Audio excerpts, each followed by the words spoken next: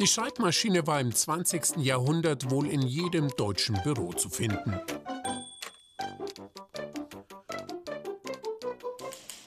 Helga Burger aus Bayreuth war einst bayerische Vizemeisterin im Schreibmaschinenschreiben mit 480 Anschlägen in der Minute. Auf diesem Modell hat die 76-Jährige als junges Mädchen das Tippen gelernt. Auch heute in Zeiten des Computers nutzt sie noch immer gern das alte Schreibgerät.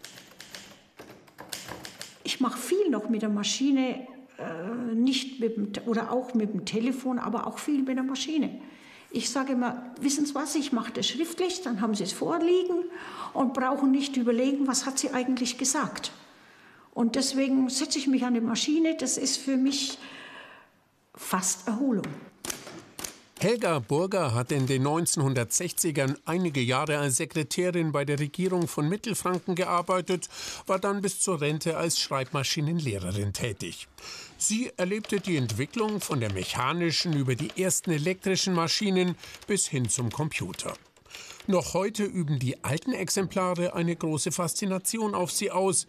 Im Deutschen Schreibmaschinenmuseum in Bayreuth ist Helga Burger Stammgast.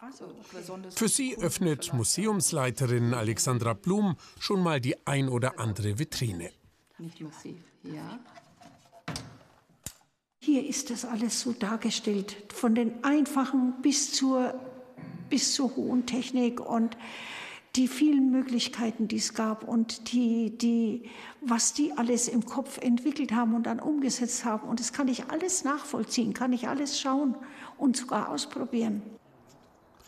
Eine so in Deutschland wohl einzigartige Einrichtung, ausgedacht von einem Verein.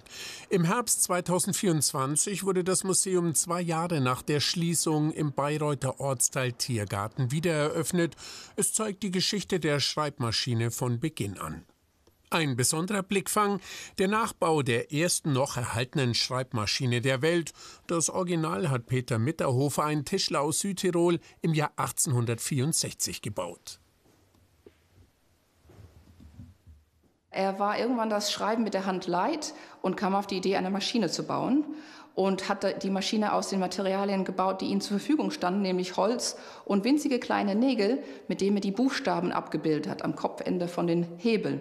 Und so, wenn man auf die Tasten gedrückt hat, schlugen die Typen von unten, die Nägel von unten durch das Papier und man hat so ein sogenanntes Stechschriftbild zum Ablesen, zumindest wenn man es gegen das Licht gehalten hat. Modelle aus dem 19. und 20. Jahrhundert stehen in den Vitrinen, darunter exotisch wirkende Exemplare. Einige haben wenig Ähnlichkeit mit gängigen Schreibmaschinen, manche sehen beispielsweise aus wie ein Wählscheibentelefon. Mit dieser Maschine kann auf Japanisch getippt werden. Gar nicht so einfach, ein bestimmtes Schriftzeichen auf der Liste zu finden. Die umfasst nämlich mehrere tausend verschiedene Symbole. Eines der wertvollsten Stücke in der Sammlung, eine Scholes & Lytton aus dem Jahr 1874. Ihr Wert mindestens 25.000 €. Sie war die erste industriell gefertigte Schreibmaschine der Welt.